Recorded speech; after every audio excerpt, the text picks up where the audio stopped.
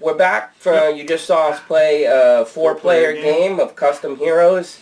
Hopefully you enjoyed it, and I guess we'll start with Jeb and see what he thinks about it. 2 thumbs up for me. When it comes to trick-taking games, I've played Teach-U in this, and I enjoyed both of them. Yeah. So. Same here, and it's a kind of I don't know if I said it anywhere, but kind of a no-brainer that I would give it a 2 thumbs up because found this at PAX Unplugged, basically walked by, cool artwork, got to play a demo. As soon as we played the demo, I bought it. So, you know, since it wasn't a game that I took a chance on, obviously, I kind of liked the game. To expand on that, in terms of if you've played any trick-taking games with regular cards, especially if you've played a lot, if you learn how to play the games, there's actually a lot of strategy to it, and you can, if you play with people that are good at it, you're probably going to lose if you don't know what you're doing and you're playing with people that really know what they're doing. But with this, because of the randomness, randomness is not the right word, because of the ability to change the cards, you never know what somebody might be able to do. So even though you're playing the tricks correctly, it doesn't always guarantee that somebody can't trump whatever you've been able to accomplish. Because if somebody plays trick-taking games and they're like, oh, I always know it's like 1 through 12 or something. Well, in this game, one of the 7s could now be like 15. Right, and you don't know what that changes the whole set. Well, and you don't know what people have secretly, so they could even if you were like I know everything that's in the game right now. Well, that every single round it could change.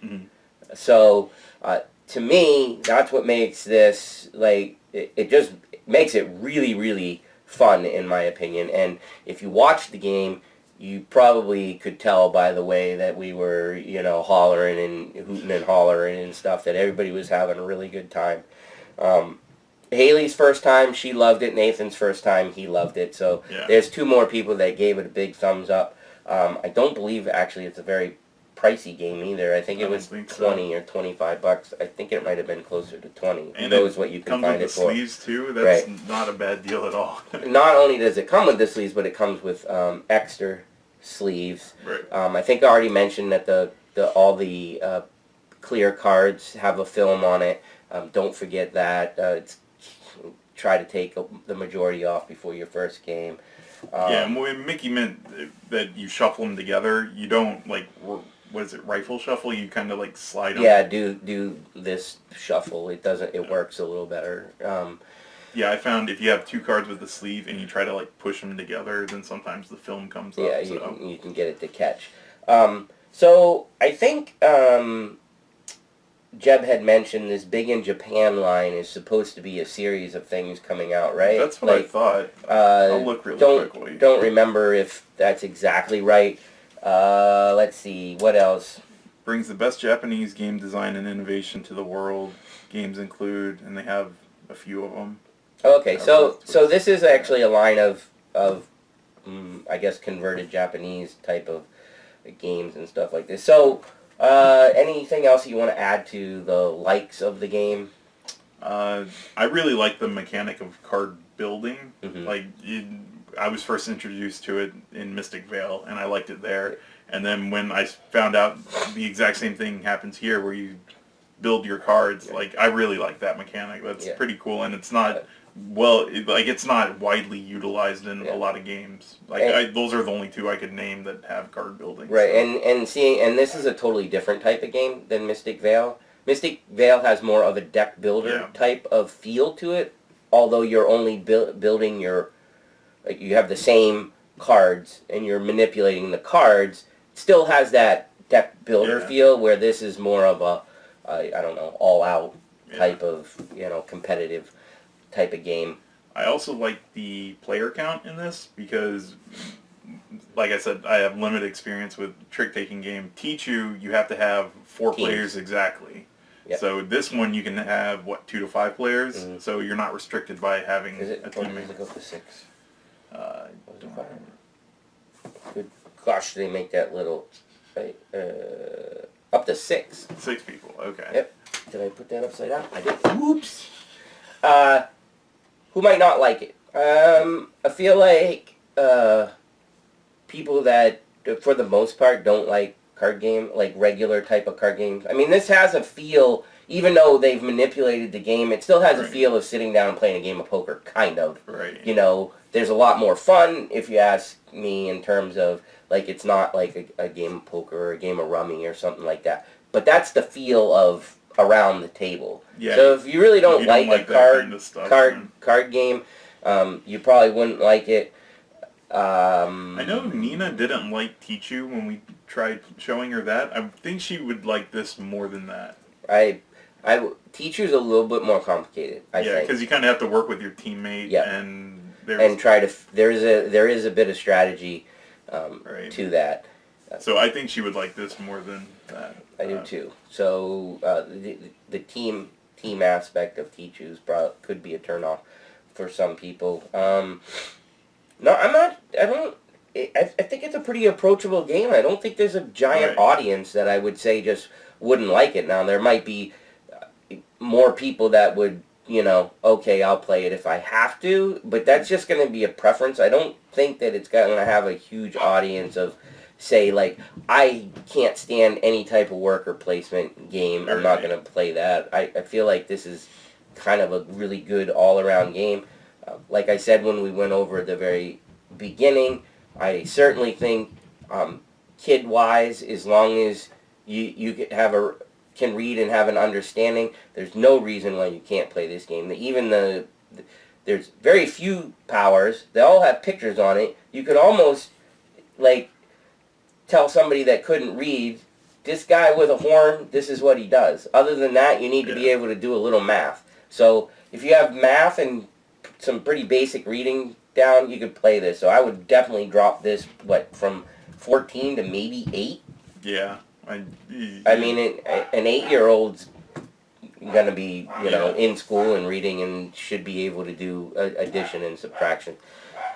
When you were talking about that, you reminded me another thing I like is how when you sleeve the cards, it changes the artwork. Yes, that's really that is cool. Just a really neat thing they did, because they put little pictures that would, like, go on their end of the hand, so all of a sudden you have, like, a boxing glove on or a sword or whatever. So it really changes the characters on the cards, which is really awesome. They did a really good... I think it's pretty clear when you're sleeving, like, if you can or can't sleeve, because what you can do, like, if it kind of confuses you, you can literally just, like, hey, take this and lay it on top before you put it in the sleeve, and you could see if it's going to work. Yeah. So that's something else that's kind of a nice component to the game. There is one thing that I kind of noticed because I was the one doing all the dealing. Mm-hmm. After the first round, when there are cards that have the clear cards put into it, you can feel them. You can feel them. And early on, it's like, well, it's like, well, you're going through and you feel like one go to, like, Mickey or one go to Nathan, and you're like, okay, well, I kind of know that they have something. Later on in the game, so much stuff is put in that wouldn't really matter. And even at the beginning, unless you memorized what everybody did, it's still not going to make a difference. So if that doesn't make sense, for instance, we play round 1, and only one person sleeves a card. Right.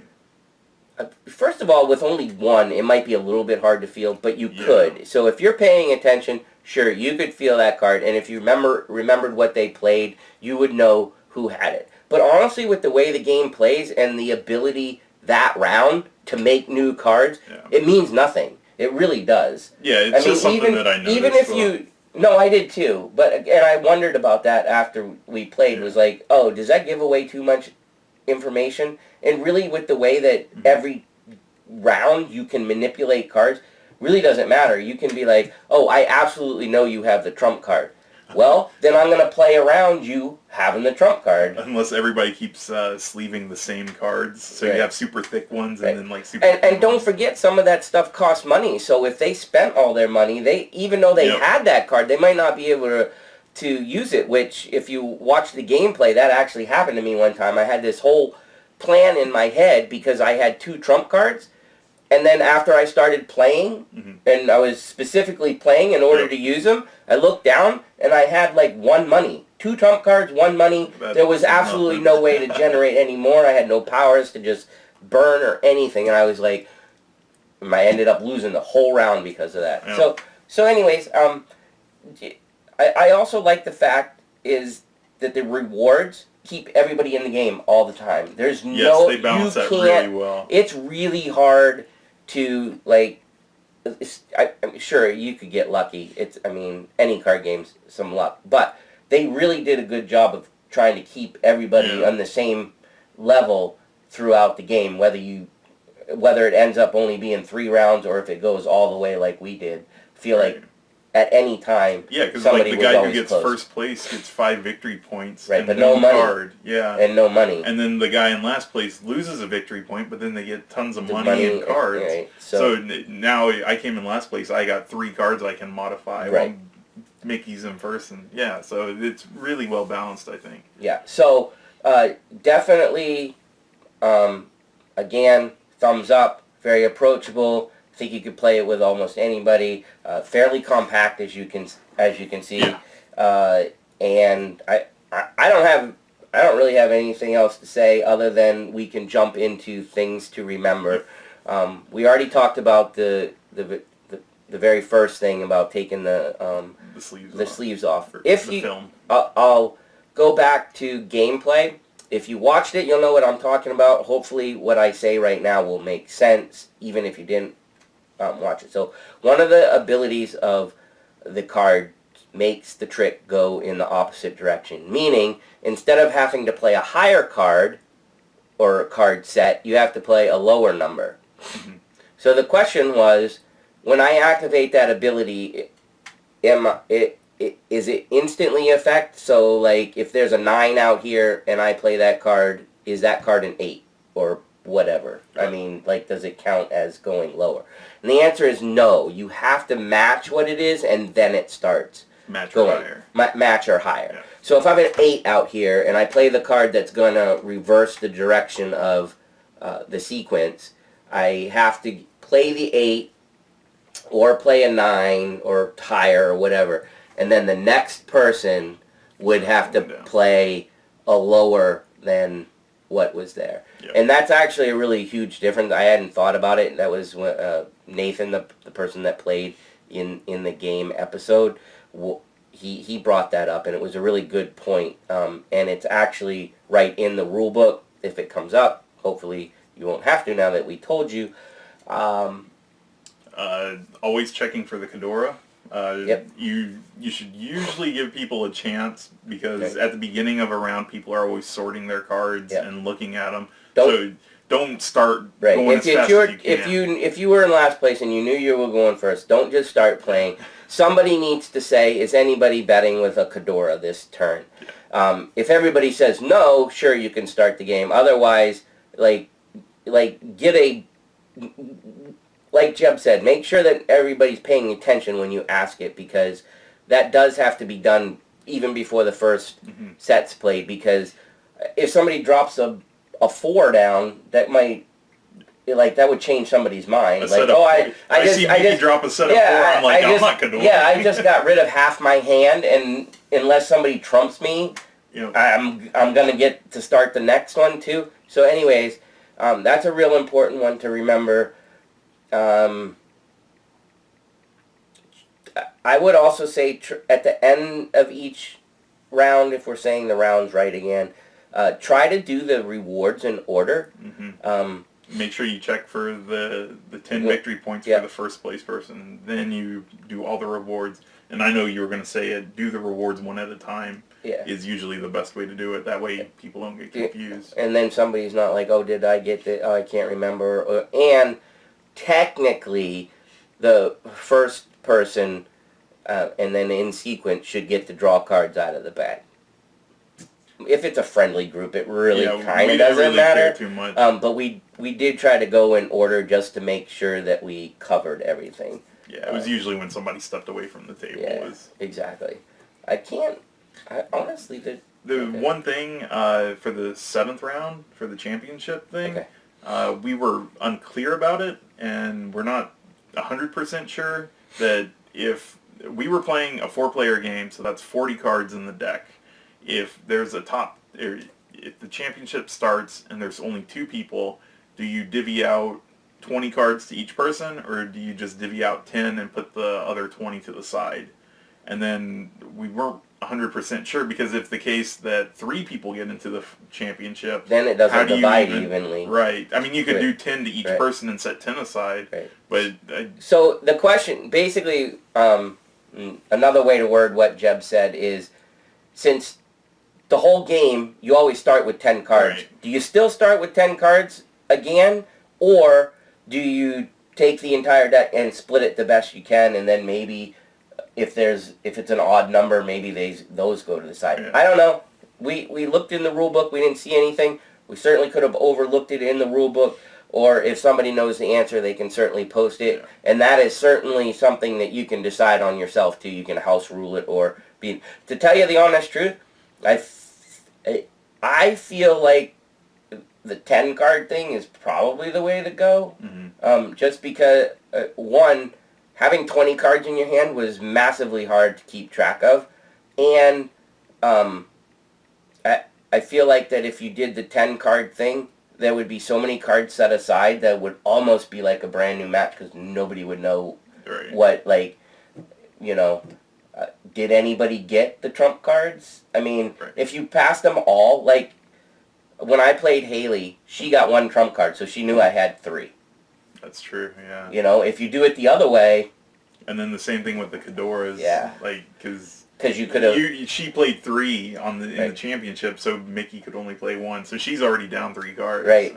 And maybe that's another question, too. Are you supposed to be allowed to Cadora in the playoff? Right. Because it really doesn't matter, because it's straight up whoever wins. Right. Doesn't even matter in victory points. So maybe the intent was, I don't think so.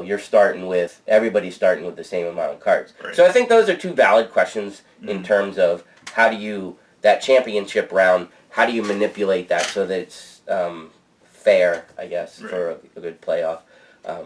I think that the 2 things that I just said would be the way I lean, but I don't know what the company says it's supposed to be. Right. Feel like no Cadoras and 10 cards each with the number of players that are in the championship. Probably the safest way to go.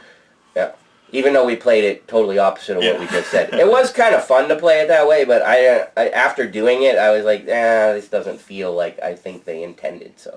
I can't say anything because I wasn't in it. Oh, so. Where'd you go, Jeff? No. I feel so bad about that. That killed me, too, because I was like, I have 12 victory points. I'm going to go in. And then Haley's like, I have 19. I'm so sad. No, I'm not, because I won. I love when I win. You know what's funny, though?